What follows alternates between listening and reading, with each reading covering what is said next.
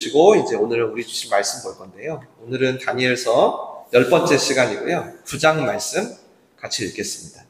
1절부터 6절까지 읽고요. 그 다음에 18절, 19절만 더 읽으면 좋을 것 같아요. 길지 않으니까 다 함께 한 목소리로 봉독하도록 할게요. 자, 앞에 보시고 하나님의 말씀을 함께 읽어보겠습니다. 시작. 메대 족속 아하수에로의 아들 다리오가 갈대아 나라 왕으로 세움을 받던 첫 해 곧 통치 원년에 나 다니엘이 책을 통해 여호와께서 말씀으로 선지자 예레미야에게 알려주신 그 연수를 깨달았나니 곧 예루살렘의 황폐함이 70년 만에 그치리라 하신 것이니라.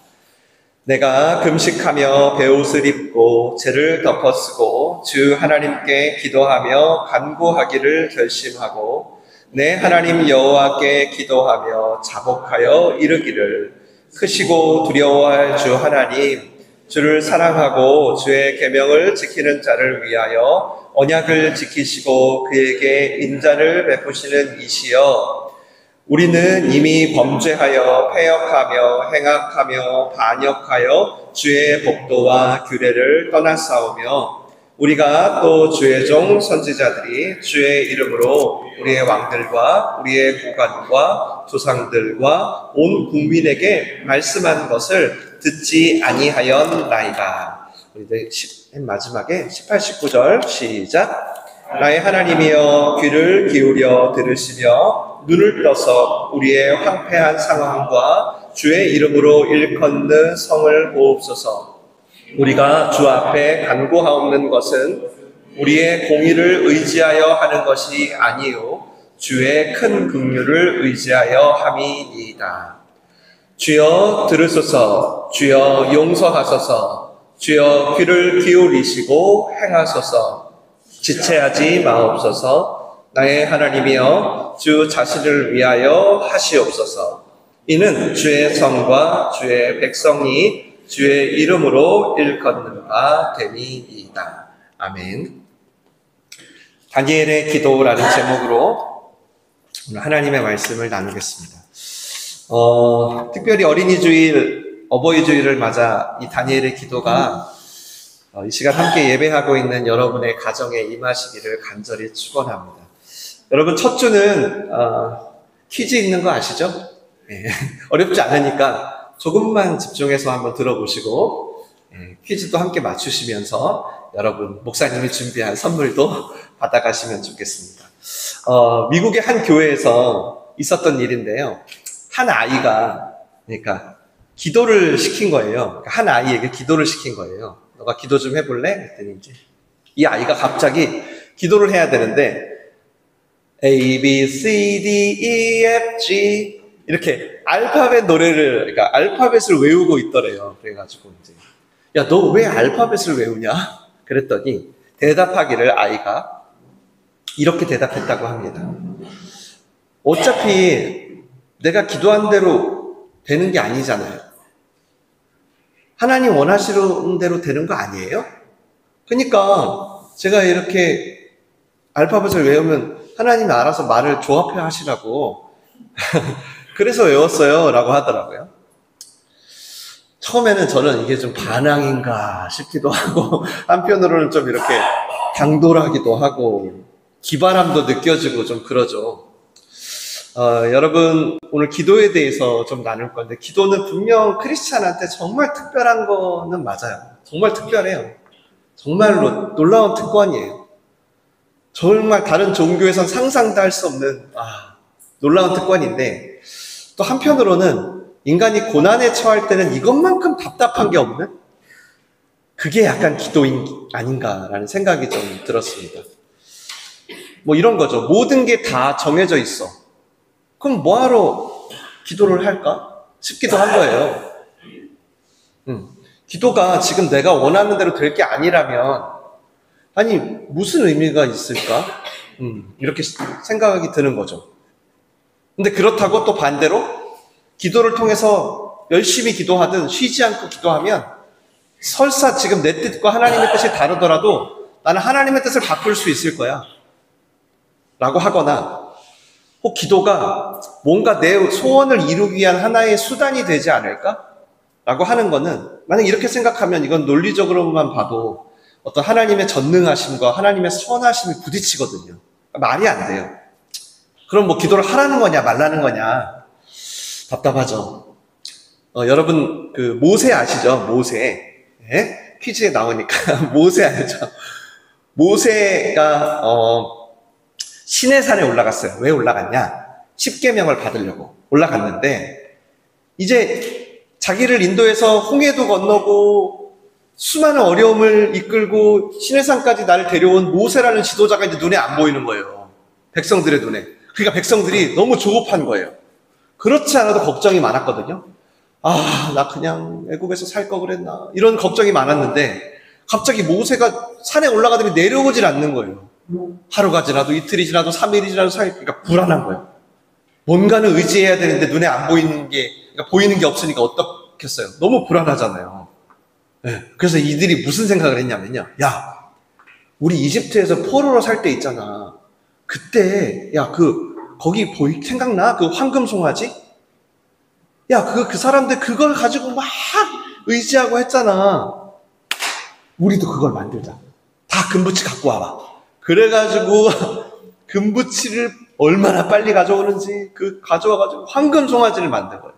그래서 그걸 하나님이라고 하자는 거예요. 모세는 이걸 몰랐습니다. 성경에 쓰여있어요. 모세는 이걸 모르고 하나님, 제가 어찌 하나님 앞에 말씀해 주십시오 막 이러고 있는데, 하나님은 그걸 알았을까요? 몰랐을까요? 알았어요.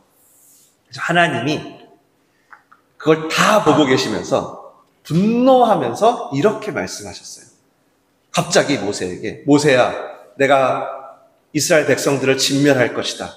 이들이 나를 떠나서 다른 신을 섬겼기에 내가 전부 멸해버리고 너를 통해서 다시 민족을 이룰 것이다 라고 하세요. 이러면 보통 성은이 만국하옵나이다, 뜻대로 해주시옵소서 하는 게 맞잖아요. 왜냐하면 일단 하나님이 그렇게 하기로 하셨어. 그러면 순종하는 게 맞을 것 같고, 또 뭐죠? 모세로서는 손해볼 것도 없어. 나를 통해서 새롭게 하신다니까. 예? 얼마나 좋아. 근데요, 모세가 거기서요, 갑자기 하나님의 그 진노를 대면합니다. 그리고 기도하기 시작해요. 이렇게.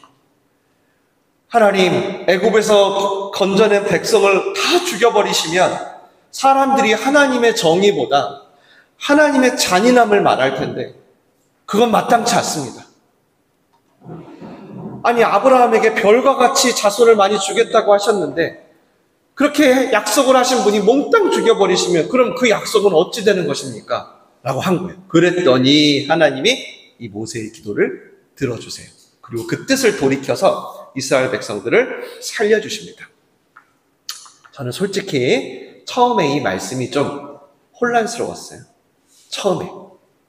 왜냐하면 이것만 보면은 마치 모세가요, 하나님보다 더 인내심이 많아 보여요. 더 자비로워 보여요. 심지어 더 지혜로운 것처럼 보여요. 도대체 하나님은 모세가 말하니까 그때 깨달았나? 몰랐다가? 여러분, 도대체 왜 하나님이 이 뜻을 바꿨을까요? 다 죽여버리려고 그랬는데 왜 다 살려줬을까요?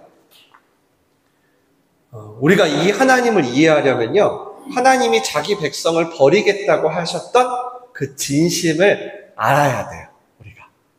그러니까 이 말씀은요, 하나님의 계획을 말씀하신 게 아니라 하나님의 마음을 표현하신 것입니다. 이해가 되실까요? 그러니까 하나님이 모세에게 말씀하신 건 내가 그들을 다 죽여버릴 거야 라는 계획을 말씀하신 게 아니라 하나님의 마음을 보여주신 사건이라는 거예요. 전에 여러분 아브람도 알죠? 아브람 아저씨, 할아버지. 아브람한테도 하나님이 이런 얘기를 한번 한 적이 있어요. 소돔과 고모라라는 땅을 멸망시킬 거야 라는 계획을 아브람한테 알려줘요. 그래서 아브람이 기도를 하거든요. 근데 아브라함의 기도는 아주 심플해요. 모세보다 더 심플해.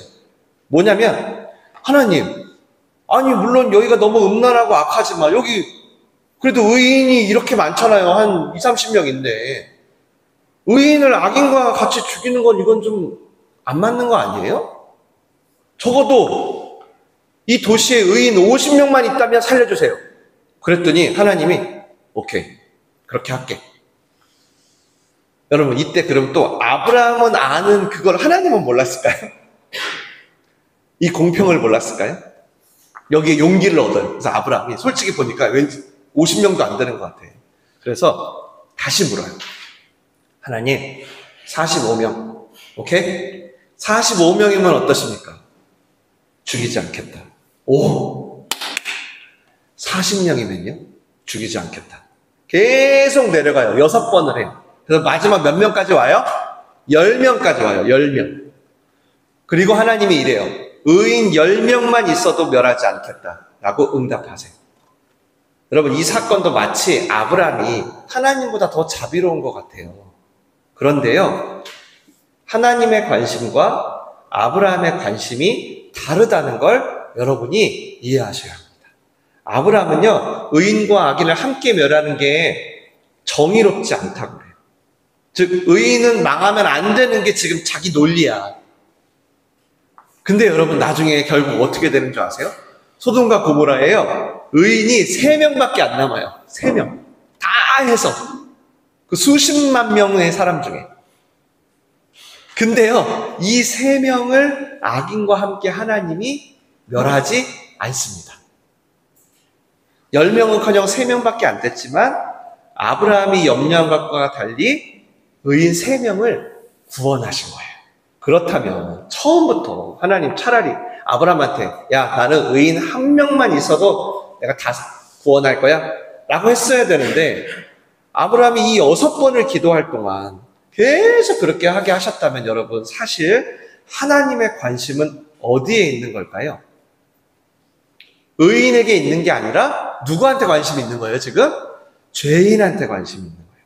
즉, 하나님은 3명밖에 안 돼? 1명? 그 1명이라도 그 의인들이 기도를 해서 죄인들 몇십만 명이 용서받을 수 있게 하고 싶은 거예요. 그 의인들의 기도로 죄인들이 받을 수 있는 은혜 때문에 이 성을 멸하지 않기를 바라신 거예요. 여러분, 1명만 더 얘기할게요. 이 사람은 조금 어려운데, 에스겔이라는 사람이 있어요. 에스겔이 선지자인데요, 지금 다니엘은 바벨론의 포로로 잡혀 있잖아요. 근데 똑같은 시대에 활동했던 사람인데 이 사람은 어디 있냐? 예루살렘에 있어요. 완전히 멸망한 상태의 예루살렘. 근데 에스겔이요, 당시 백성들이 너무 부패하고 타락한 거예요. 그래서 하나님이 그들을 멸하기로 하세요. 내가 그들을 멸할 것이다.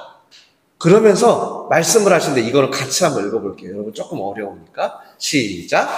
이 땅 백성은 포악하고 강탈을 일삼고 가난하고 궁핍한 자를 압제하고 나그네를 부당하게 학대하였으므로 이 땅을 위하여 성을 쌓으며 성 무너진 데를 막아서서 나로 하여금 멸하지 못하게 할 사람을 내가 그 가운데에서 찾다가 찾지 못하였으므로 내가 내 분노를 그들 위에 쏟으며.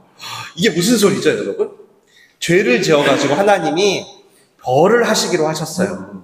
근데 정작 벌하신 게 그들이 죄 때문이 아니라 뭐라 그래요? 무너진 담 사이에 막아설 자를 찾아도 없다는 거예요.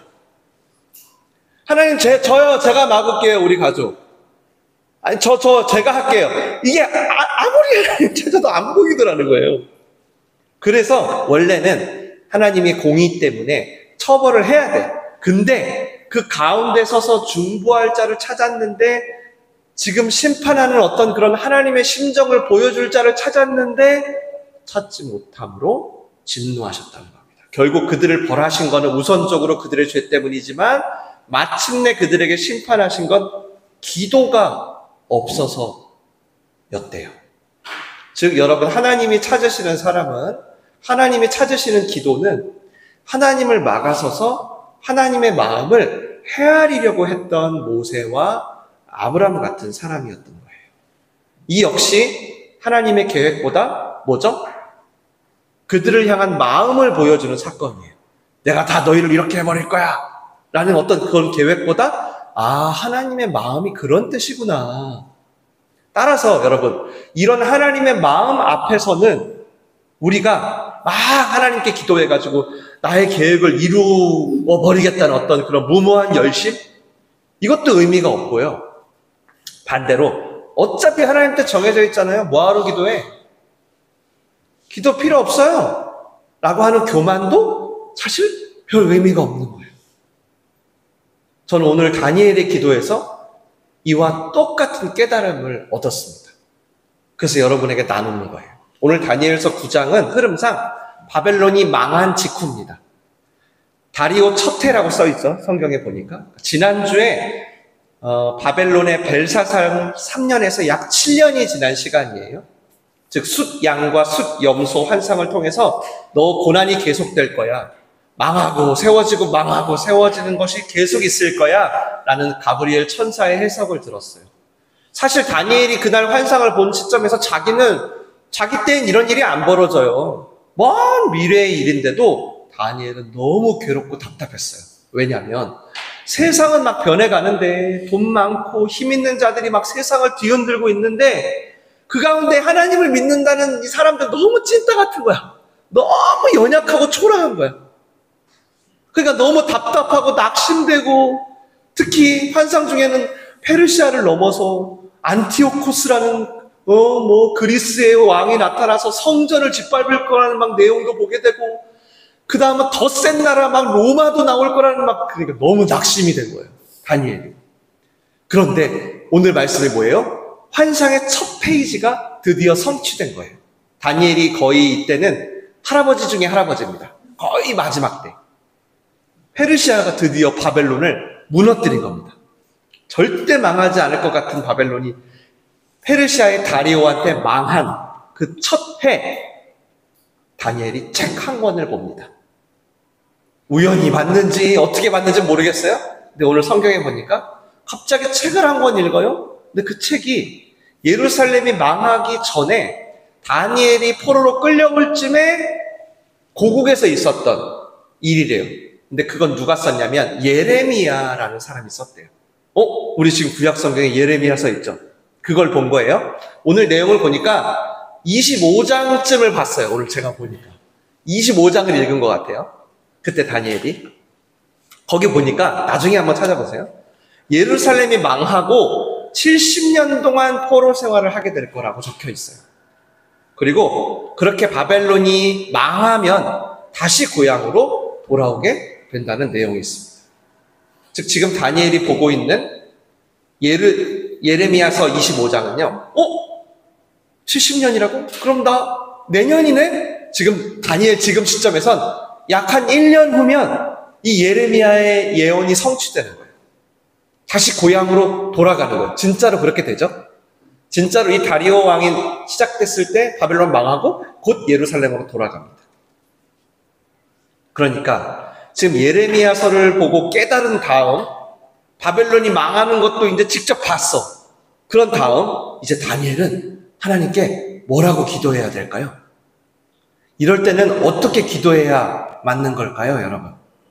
여러분 고난 중에 있으면서 이 고난이 계속 될 거라고 한다면 여러분 뭐라고 기도하시겠어요? 만약 여러분의 가정이 힘들어야 할 시간이 정해져 있어. 예를 들면 오늘처럼 70년이야, 60년이야 정해져 있어. 만약에 여러분의 사업에 닥칠 고난이 정해져 있어. 그러면 여러분은 어떻게 기도를 하시겠어요? 지금 못 견디게 너무 힘들어도 이 기간만큼은 견뎌야 돼. 그렇다면 여러분 하나님께 뭐라고 하시겠어요? 제발 하나님 이 기간 좀 단축시켜주면 안 돼요? 이렇게 하실까요?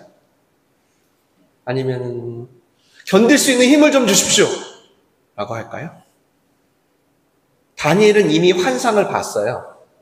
그 환상대로 지금 시작됐구나. 하나님의 말씀은 정말 이루어지는구나라는 걸 경험하기 시작했어요. 왜? 지금 바벨론이 망했잖아요. 그리고 예레미야의 예언처럼 70년이 지나면 다시 고향으로 가게 될 거라는 것도 확인했어요. 그럼 이제 다니엘은 뭐라고 기도해야 될까요?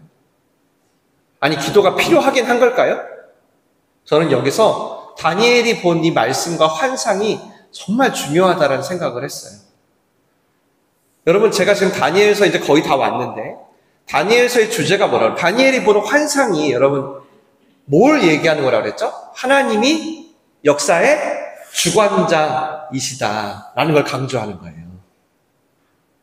강조하는 거예요. 우리는 이 시대처럼 바벨론과 페르시아와 그리스와 로마의 시대는 아니고 지금 우리는 미국과 중동연합과 중국과 이런 나름의 글로벌라이제이션의 시대인데 다니엘은 그거 상관없어. 니네가 어떤 시대에 살든 역사의 주관자는 하나님이야. 이게 지금 다니엘서의 주제거든요. 환상의 내용이에요. 그러니까 다니엘은 지금 예레미야서 25장을 읽으면서 포로 기간이 70년이라는 거, 그리고 이제 곧 고향으로 갈 걸 알았어요. 근데 적어도 그가 본 환상에는 그게 끝이 아니잖아요. 맞죠? 그게 끝이 아니잖아. 그 다음엔 그리스, 그 다음엔 더 무서운 로마. 그렇게 고난이 끝이 없이 일어날 걸 봤던 다니엘은 지금 포로 생활이 모든 고난의 끝이 아니기에 잠깐의 포로 기한, 그게 아니라 뭐죠? 궁극적으로 이루어질 하나님 나라에 집중할 수밖에 없었어요. 아, 이제 좀 살만하네. 와, 이제 우리 가네. 이런 마음으로 기도를 멈출 수가 없었어요. 아니, 오히려 더 기도할 수밖에 없었어요.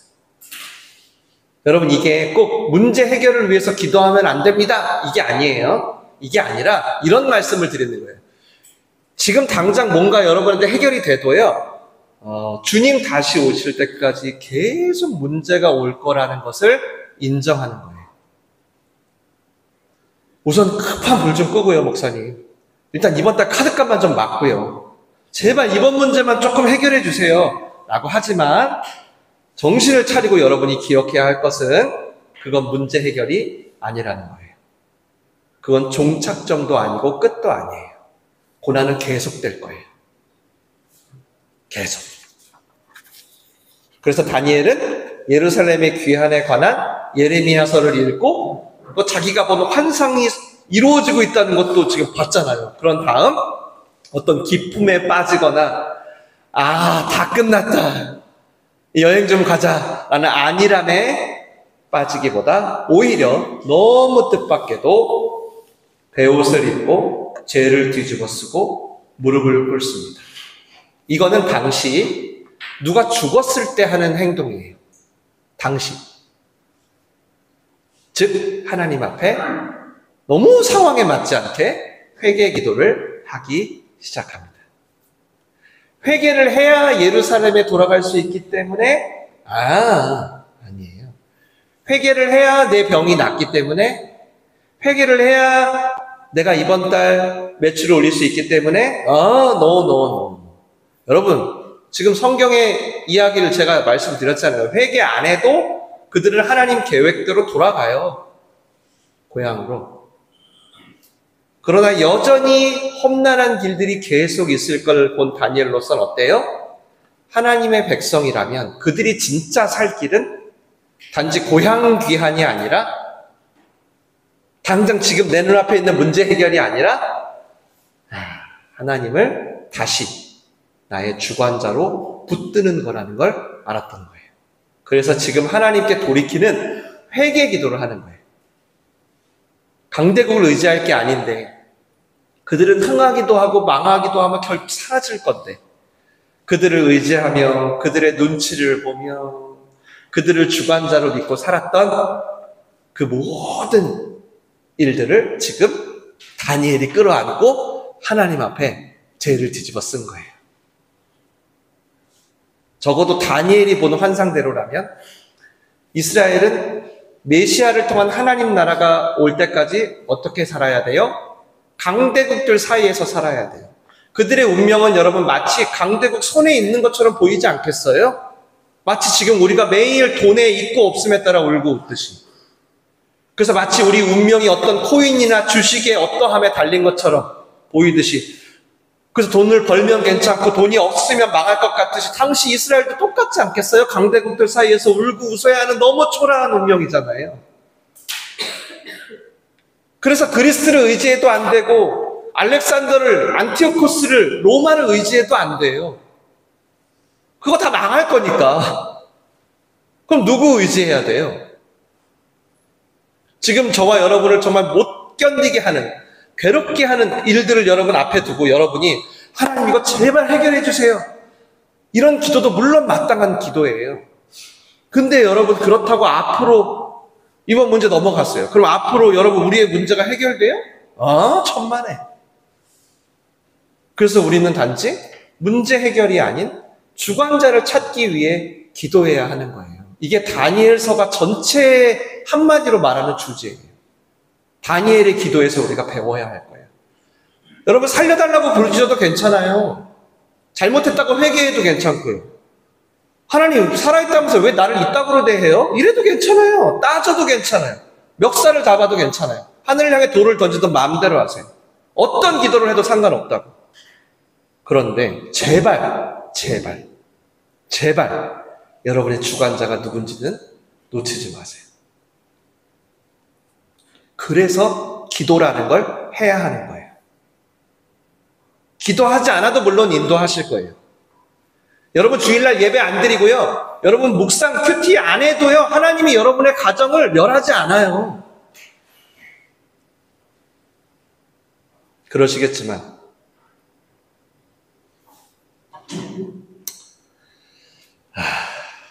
그래도 인도하시겠지만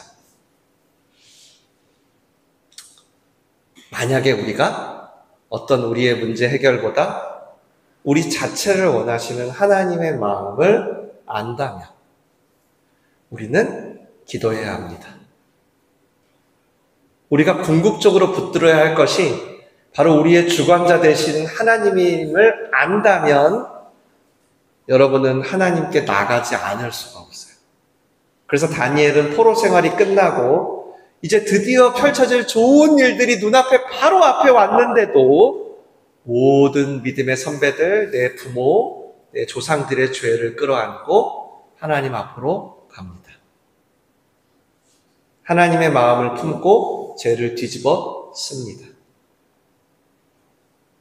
환상을 보기 전까지는 어땠는지 모르겠어요. 다니엘이 성경에 나와 있지는 않지만 환상을 본 이후의 다니엘의 기도는 이제 포로 생활 청산이 아니에요. 지금 이번 달 카드값 해결이 아니고요. 지금 당장 뭐 해결 이게 지금 이거는 이제 아니에요. 지금 다니엘은요 하나님을 붙드는 게 해결이라는 걸 안 거예요. 그래서 여러분 혹 응답이 더디다고 하나님을 주관자로 여기는 기도라는 걸 놓치시면 안 돼요. 그럼 당장 목마름 해결하다가 영원히 목마를 수도 있는데 진짜예요. 혹 지금 내 기도대로 뭔가 고난의 시간이 단축되질 않아. 그렇다고 만약에 여러분이 하나님을 붙들고 하나님 도와달라는 기도를 놓치시면 안 돼요. 누구한테 도와달라고 할 거예요? 여러분 누구한테? 앞에 앉은 분한테만 늘 물어보게 되네. 우선 지금 누구한테 도와달라고 할 거예요? 기도 안 하면. 있어요? 한번 생각해 보세요. 여러분, 학생 여러분. 부모님들은 어차피 여러분은 혼자 살 시간이 훨씬 많이 남았어요. 지금 부모님과의 시간은 아주 짧게 남았어야 부모님 없이 살아가야 하는 인생이 3분의 2야. 여러분 누구를 의지할 거예요?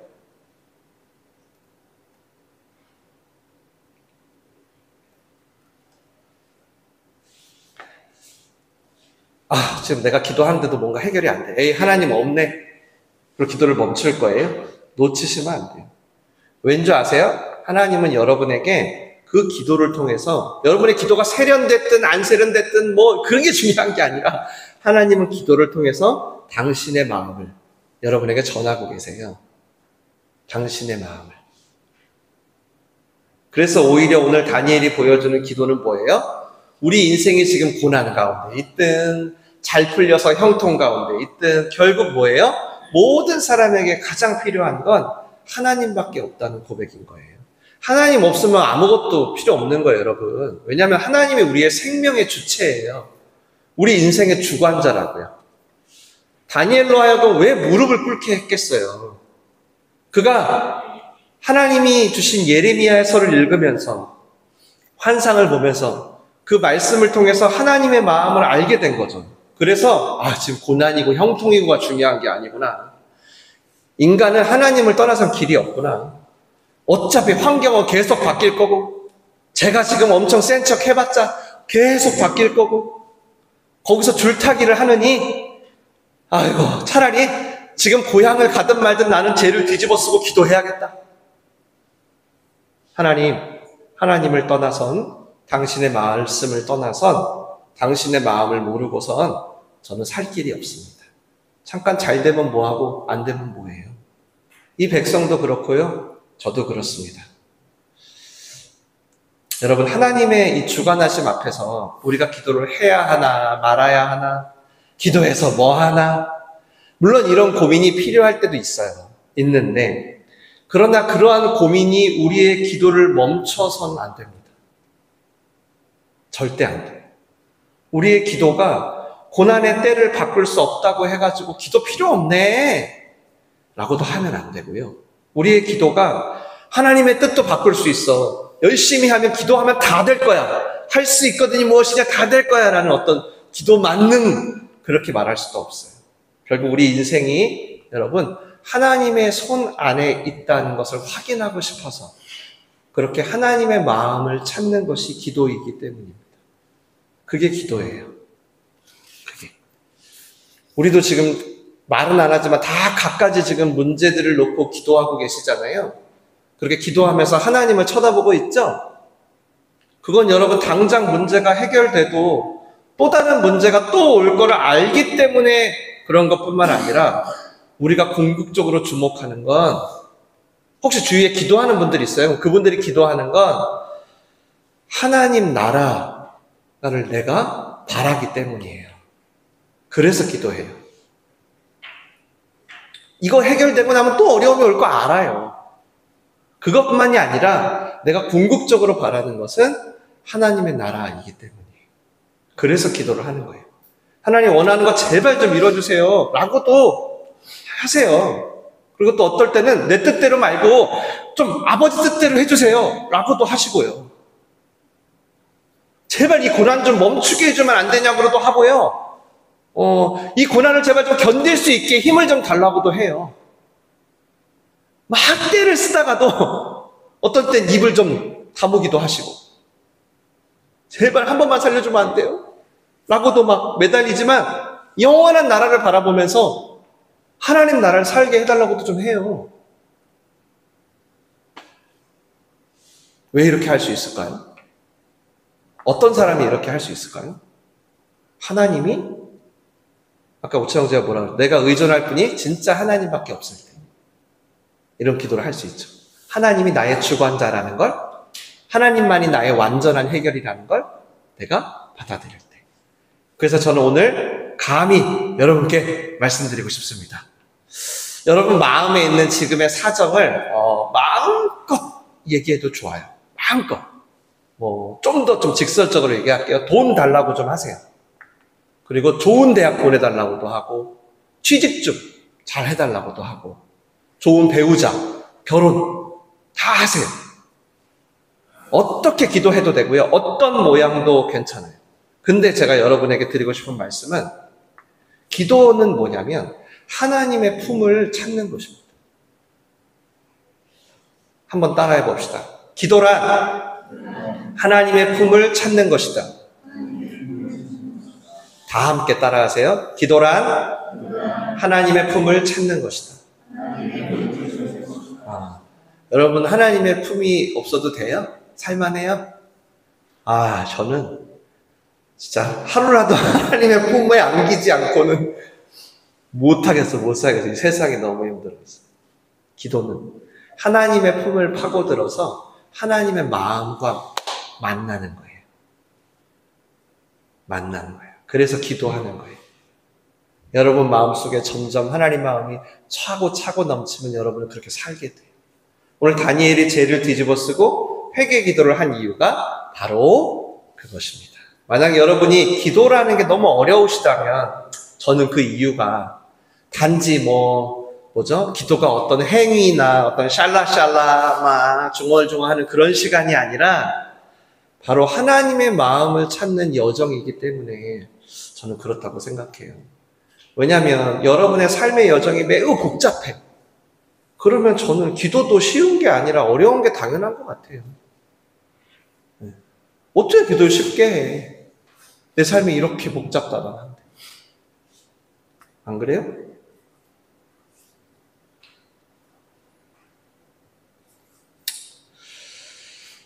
종종 제가 설교나 상담을 하다가 정말 저의 무능함과 한계를 경험해요. 여러분도 그런 지점이 있겠지만 저는 목사다 보니까 자주 경험하는데 특별히 이런 경우가 많아요. 목사님, 기도하면 저 이번에 이 사업의 이 문제 해결되겠죠? 이번에 우리 가정 잘 회복되겠죠? 그러면 제가 대답을 해요. 물론 하나님이 지켜주실 겁니다. 목사님, 기도하면 병 낫겠죠? 이번에 이거 좀 줄어들겠죠? 맞아요? 줄어들겠죠? 제가 보통 이렇게 대답합니다. 하나님이 끝까지 함께 하실 것입니다. 그러면 이제 그 정도 대답을 들으면 이제 어떤 반응이 오냐면, 아니, 그런 거 말고, 고쳐줄 거예요, 말 거예요? 네? 아니, 그런 거 말고, 그딴 거 얘기하지 말고, 지금 고쳐줄 거예요, 말 거예요? 돈 들어와요, 안 들어와요? 저의 대답은 더 무기력에 빠집니다. 아니, 거의 바닥까지 가요. 이 정도 얘기 나오면 바닥까지 갑니다. 저의 대답은 어떨 것 같으세요? 늘 비슷해가지고. 하나님은 참으로 선하신 분이십니다. 그러니까 제가 아마 이런 얘기를 들으시면 답답하실 거예요, 여러분도. 근데 제가요, 일부러 그러는 게 아니라 정말 그것밖에 할 말이 없어요. 그것밖에. 우리가 그저 우리의 문제들을 어떤 하나님의라는 어떤 힘센 양반의 도움을 받아가지고 계속 해결해 나가. 이게 신앙이고 이게 기독교면 참 좋겠는데 그거는 이제 바리새인이거든요. 무리 아니면. 다니엘서가 그걸 말해주는 거예요. 그게 너희들의 궁극적 해결이 아니야. 너희가 몇 년을 살지 모르지만 인생 살면서 계속 하나님의 도움으로 니네가 되게 행복하게 사는 게 그게 전혀 하나님 나라가 아닌 거예요. 그랬다가 아마 더 무서운 너희는 대적들을 만날 거다. 막 이러는 거죠. 그러니까 우리의 문제들을 하나님의 도움으로 계속 해결해 나가는 게 궁극적인 해결이 아니기 때문에 그저 우리로서는 뭐죠? 하나님을 붙드는 것밖에는 답이 없는 거예요. 하나님은 결코 당신을 버리지 않으실 겁니다. 당신이 버려도 하나님은 당신 못 버립니다. 혹 당신이 회개하지 않아도 안 버리실 겁니다. 기도 안 해도 당신의 앞길을 지켜주실 겁니다. 그래서 기도 안 하실 거예요? 기도 안 해도 해준대. 그래서 기도 안 하실래요? 여러분? 그러니 기도는 필요 없다고 하실래요?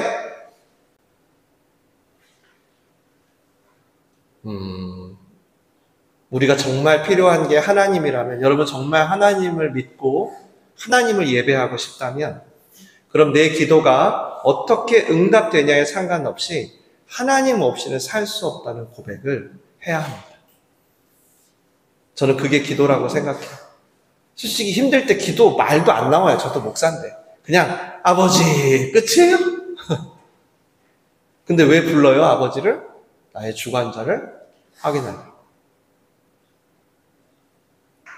다니엘은 그래서 예루살렘에 돌아갈 그날이 드디어 왔는데 이 지긋지긋한 포로 생활이 끝나는 그걸 보면서도 오히려 하나님의 뜻이 이루어졌다는 감사보다는 죄를 뒤집어 쓰고 눈물로 회개하며 하나님의 그 품을 파고듭니다.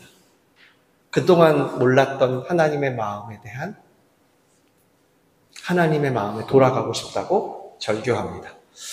저희도 그랬으면 좋겠습니다. 우리가 가진 하나님 나라에 대한 소망 때문에 세상의 형통과 고난 사이에서 언제나 하나님만 보고 싶습니다. 우리 자녀들의 눈에서 평생 눈물을 닦아주실 하나님. 우리 청년들을 위해서 평생 울어주실 하나님. 그런 자녀들과 청년들을 품느라 눈물로 밤을 지새운 우리 부모님들의 마음을 영원히 품어주실 하나님. 그 품으로 나아가시는 여러분과 온 가정 되시길 주님의 이름으로 축원합니다. 축원합니다. 축원합니다. 아멘. 기도하기 전에 퀴즈. 자, 제일 먼저 우리 오늘 청소년 너무 잘 들었어요. 청소년 먼저. 오늘 목사님 설교 말씀에 들어보면 오늘 성경 구절에도 인물이 한 4-5명이 나왔어요. 그 중에 퀴즈. 오늘 등장하지 않은 인물은 누굴까요? 1번. 정답을 알면 아멘. 1번. 모세. 2번. 아브람. 3번. 예레미야. 4번. 느헤미야. 아멘. 로아가 빨랐어. 몇 번? 4번 누구? 다시 크게. 4번 느헤미야. 자, 정확하게 나오세요.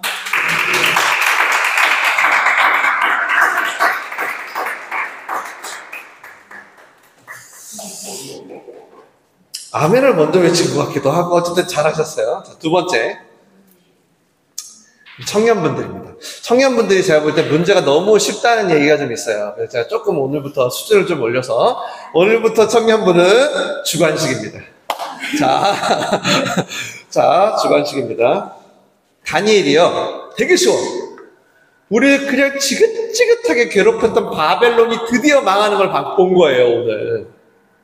그걸 보고 갑자기 예레미야에 있는 글을 통해서 70년 동안 고생했던 우리 포로 생활이 이제 드디어 해방이구나. 그걸 알게 됐어요. 그거 다 알게 된 후에 취했던 행동은 무엇인가요? 자, 바벨론이 망하는 것도 봤어. 와, 우리 이제 해방이야. 그걸 알게 됐어. 그때 취한 행동은 무엇일까요? 아멘. 아멘. 무슨 기도를 했어요? 네, 정답 나오세요. 회개 기도를 했습니다.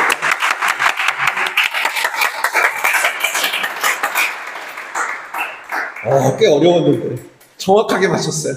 자, 축하합니다. 박수. 네, 맞아요. 금식하고 베옷을 입고 죄를 뒤집어 쓰는 회개 기도를 했습니다. 자, 세 번째.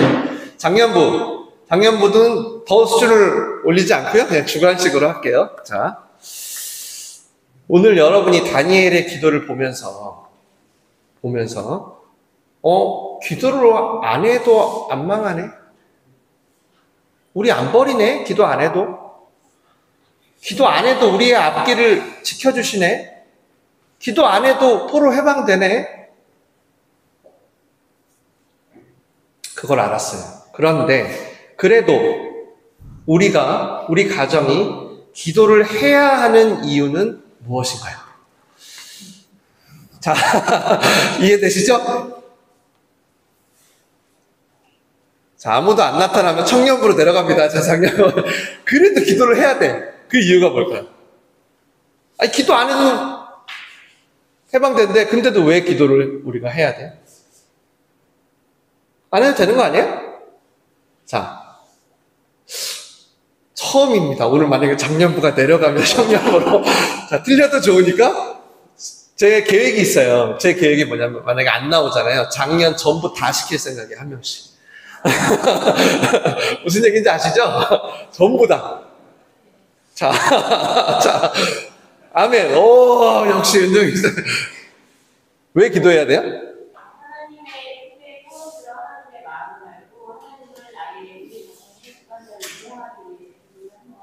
나오세요.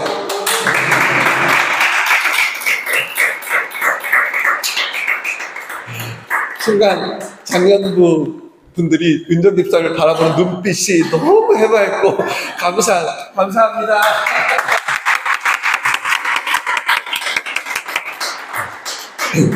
반주자 나오세요. 기도하겠습니다.